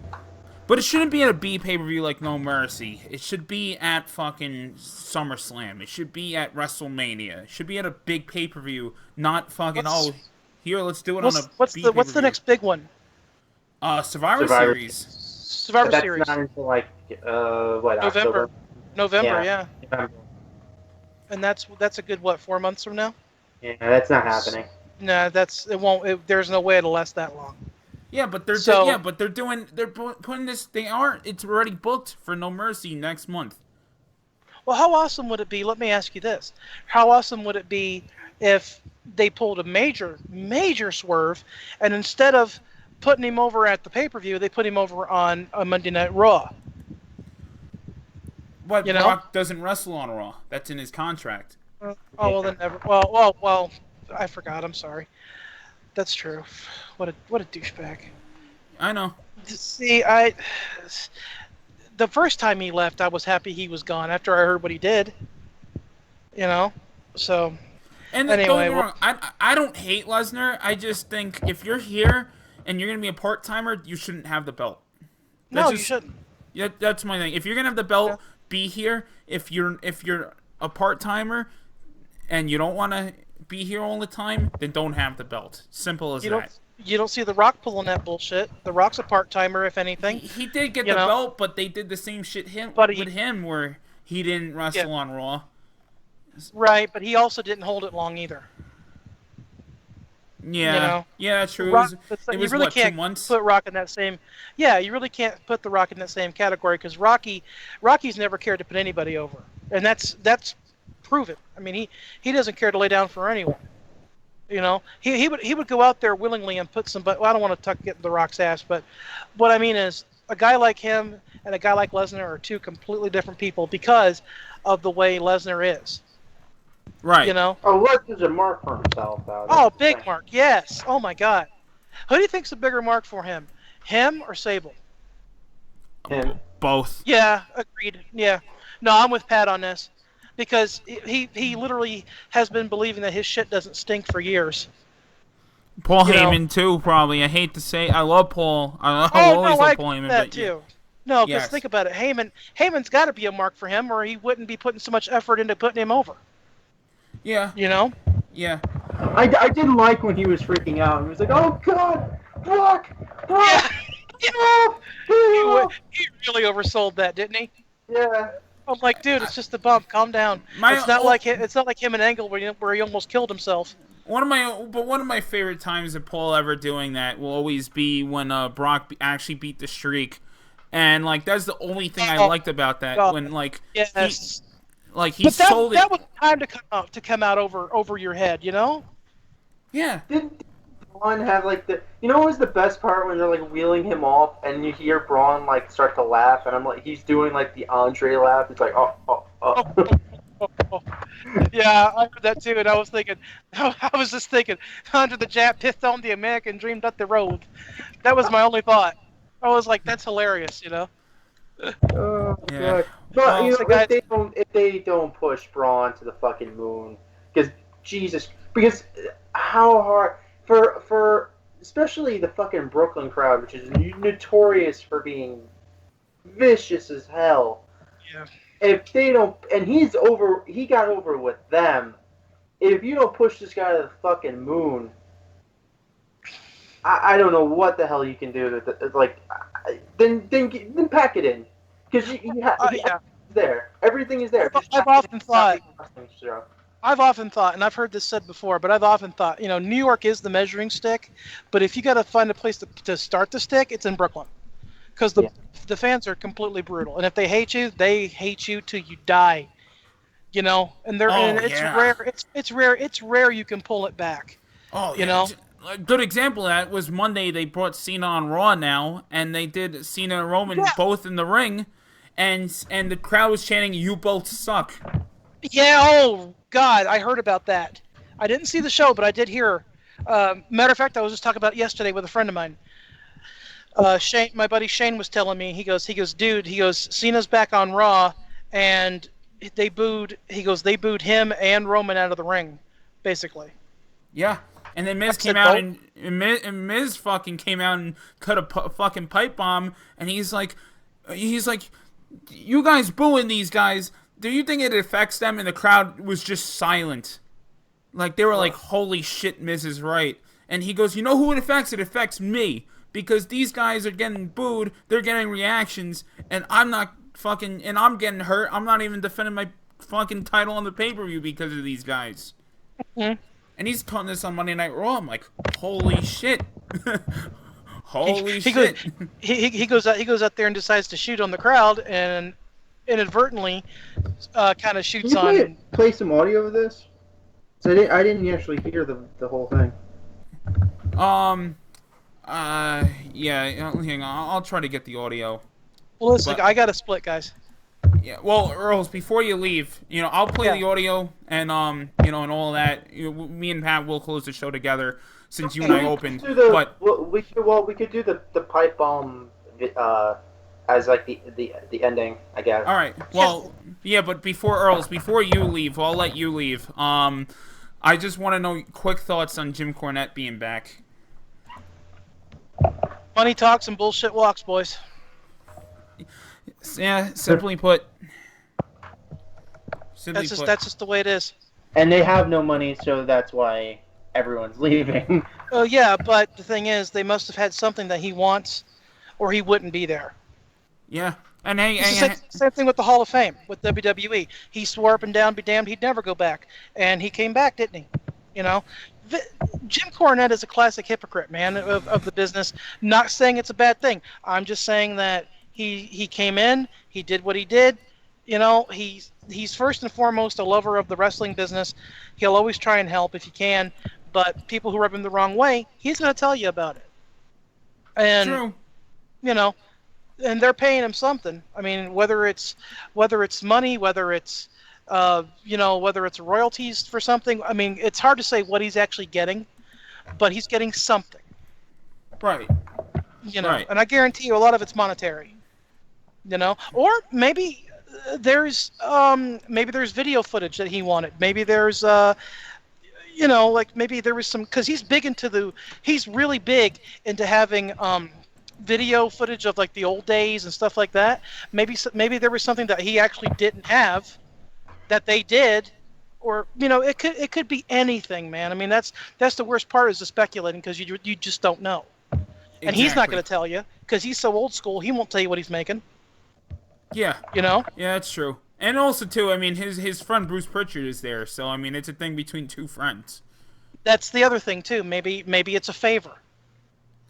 Maybe Bruce calls him up and says, "Hey, I want you. Fuck these other guys. Just come for me." Which is kind of why he did the Hall of Fame thing. Yeah, for Ricky and Robbie. For Ricky and Robbie, exactly. So that's now that I'm thinking about it, that's probably why he did it. Yeah, it's him being good to his friends. Him being good to his friends, because they were always good to him. And you're right, Bruce and him go way, way back. They said they were like friends for like 35 years or whatever. 35 years. If it wasn't for Jim Cornette helped get Tom Pritchard over when he was the Heavenly Bodies and all that. Not that Tom wasn't already over, but he got him over. Yeah. So yeah, definitely. Well, listen, guys, I got to split. All right, man. Thank you. I'm sorry. I'm sorry to cut early, but I have an appointment I have got to keep. Not a problem. Thank you for Uh, being on. Much love, Are man. you kidding? I love it. I'll be here next week. I love you guys. All right. See you next week. Bye, guys. See you, Bubby. All right. All right. Yeah. So, well, you and I, we could cover the other topics here, which was let's see. We got Bobby Roode on SmackDown. Which I know for you is. Listen. You could give two shits about Bobby Roode. I'm gonna give my People final know that. thoughts. I'm gonna give my final thoughts on Bobby overall. I've seen the guy wrestle live in Impact plenty of times, and the thing is, he had really good matches there. Really good matches. Not discounting his ability. But my problem with guys like him coming in is now, in this case, it's focusing more on the glorious hype and gimmick because the song is over, and it's kind of hurting him in the ring because he's kind of phoning it in a little bit more. He's doing more of the Randy Orton thing in the ring. He's not that exciting in the ring now. He's kind of dwindling it back. It's WWE. Yeah. Yeah. That's how it is. And People trust go me, in and they expect, hey, I don't have to work as hard anymore, and the thing is, they don't. A lot of times they don't. yeah. Now, and trust me, now seeing that live with the glorious gimmick, hearing that fucking music, yeah, he's fucking over with that gimmick. He really is. Like, people are just going nuts singing the glorious song. And it is a good song. It's a good package. But at the end of the day, it's not like, how do I put it? I don't hate the guy. I definitely don't dislike the guy. I think he's a tremendous talent. I just want to see him do more in WWE because right now he is nothing more than Randy Orton with a VHS collection. But I'm not discounting him. Just saying, put some more effort in when it comes to the big matches. When it's him and AJ Styles, when it's him and Nakamura, and it's him and Finn Balor, Cena, etc. All these guys, just put more effort in. That's all I'm saying. That's all I'm saying. Just don't fucking go through the motions. Who knows? He might have to, especially when he's on the main roster. It's very if you're not I'm not making talking some kind of splash. Sometimes you can get lost in the shuffle. I'm not talking about We've seen it way before. But I'm not talking in terms of SmackDown TV show. I'm talking pay-per-views. I'm talking SummerSlam, Rumble. Like this guy was in the ring against Drew Galloway, who got better, who I think got better, McIntyre. And they had a match that could have been a little bit more hype for a show that's supposed to be NXT's WrestleMania. Match to me could have been better, quite honestly. But not saying it was terrible, just saying it was more of a, it was more of a Monday Night Raw main event style match than it was a, hey, let's make this our WrestleMania.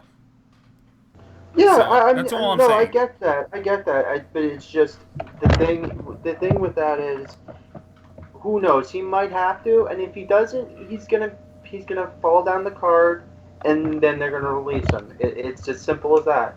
Yeah. If you're not gonna, unless you're the golden boy, or Vince is using you to prove a point, or he's trying to market something, and look, I understand he has the whole glorious gimmick thing, the whole thing with that. It's when it comes down to that, if he's not getting over and he's not wrestling amazing matches, eventually he's going to go away. That's Right. as simple as that. Right.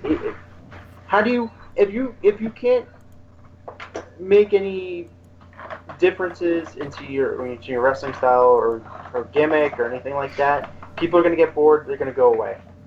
Yes. They're not going to. They're going to boo you. When we saw with how many different wrestlers, guys that are in like mid card hell. It's sad. It really is. How did you see any of the Mae Young Classic? It's not up yet. It's not It's not coming yet up. up. No, it's coming up this Monday. What are they doing with that? What is that? Is that like a tournament? Is it? Are they doing it like how they have like it was like the Cruiserweight Classic? Yeah, it's a tournament. They filmed it all in Full Sail, and what they're doing is they're putting up the first 4 episodes on Monday. Are they get what do they win if they get the champion? What if they win the tournament? A trophy.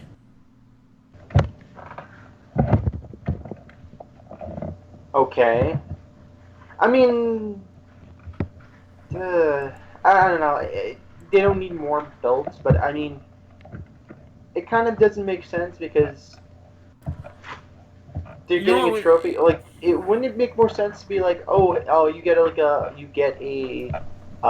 contract, either on the main roster or you get a contract on NXT. The contract to me, that wouldn't mean shit because they are signing about a dozen of those girls. Well, and not necessarily. Like you don't. They did that with. Didn't they do that with the Cruiserweight Classic, where it's like, oh, you get the championship and like you automatically sign. Yeah, you get the Cruiserweight title and you get the trophy and you're signed onto Monday Night Raw or whatever it is. You know what they could do? They could say, "Hey, you're gonna get an immediate title shot for one of the women's titles, whatever one you choose." Well, if they wanted to, I mean, I don't think they should put somebody against Asuka because I feel like they would get flattened almost immediately. But if they wanted to, I mean, if they were going to do this and wanted to put someone over almost immediately, I guess you could have them face, Asuka, and have them do like kind of like a John Cena moment where they know they're going to get their ass kicked, but they have like a great match against her. Yeah, but I mean, with Asuka now, we don't know. Honestly, you don't know when the fuck she's coming back because she's got a broken collarbone from her match against Ember Moon. Yet she's the champion. Yet she's still the champion. I would take the belt off of her then. I think I would just take the belt off of her and give it to Amber Moon, and then that would be an even bigger feud when they come back. It's like, oh, you hurt me, and I'm still champion, and you just took my belt. Yeah. I mean, at this point that they had her fucking lose, they had Ember lose. I'm just like, well, you already had Ember lose twice. This doesn't make her look good. No, I would.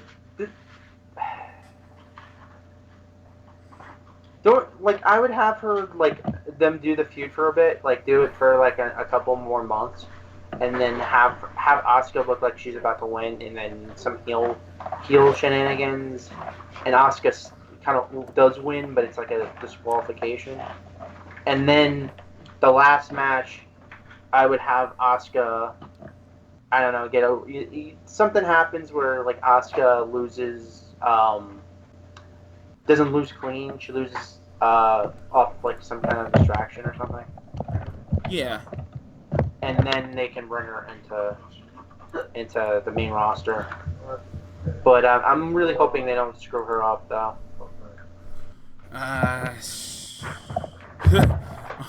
I'm hoping too, but only time can tell on that one. Yeah, but anyway, with that we gotta wrap up here, and we're gonna close the show with Miz's little pipe bomb from Monday. So everyone, we apologize for all the technical difficulties. Everything got a little messed up, but thank you all for listening live, and this will be on the download within the day. So and also you can listen to it on YouTube. But if you're on the go, iTunes, Stitcher, and all that good stuff. You can catch us on emwcreations.com/KTR for other archive and you could updates when we go live, as well as facebook.com/kayfabe talk radio. And we're all on Twitter. I'm on at Eric the Red 211, Earls, JR Earls Art, and then Mr. Bonesaw, Mr. _ Bonesaw, for all your gripes and complaints on the show. And yeah, till next time, guys. Till next week. Remind you all to keep it kayfabe.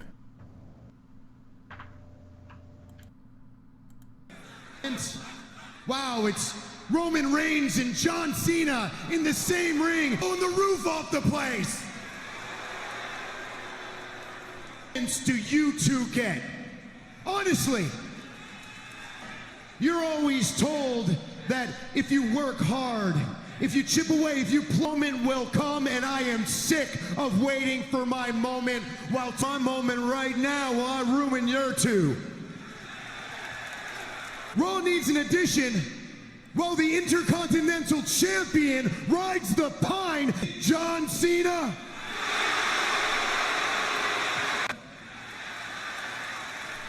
Well, I'm a man of the people. See, this is it. That face, that smart. Well, this is my show, week in and week out. This, you don't know what to do. You don't know whether to cheer or boo or boo Roman Reigns. Cena, think that affects Roman Reigns? No, deserves to be in the main event each and every night of Monday Night Raw as